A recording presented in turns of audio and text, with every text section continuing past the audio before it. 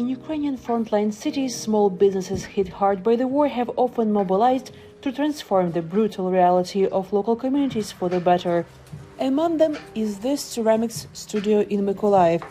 At the beginning of Russia's full-scale invasion of Ukraine, it put its work on hold only briefly, before opening again in a new format.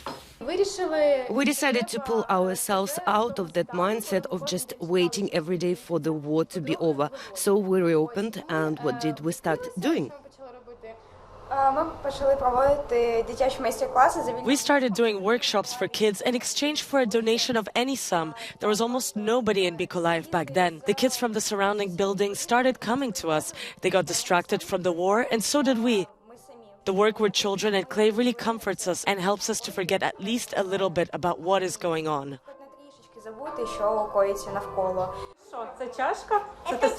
It's a cat cup. I will be able to hold it by its tongue.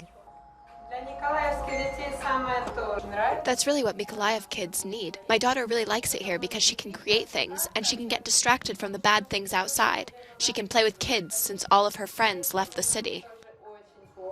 Supplies for the workshops are now much harder to get. Some of them come from the areas in eastern Ukraine caught in heavy fighting, but the studio manages to keep its doors open every day for kids and adults alike, with the house usually full. A number of businesses and a humanitarian warehouse were destroyed when 4 rockets hit this area in the outskirts of Mykolaiv. This producer of playgrounds and other small infrastructure for the city had its office and production facilities reduced to rubble, with only a small part of it still standing. After losing what they had worked on for decades, the business owners found strength in starting something new, something that was reflecting the harsh reality of life around them. The equipment that we dug out, we now started using. We want to make small houses for internally displaced people, using technology that can be put up fast.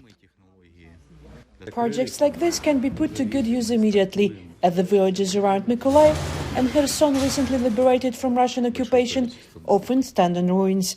The families who once lived there are scattered around the country, hoping to one day sleep under their own roof again.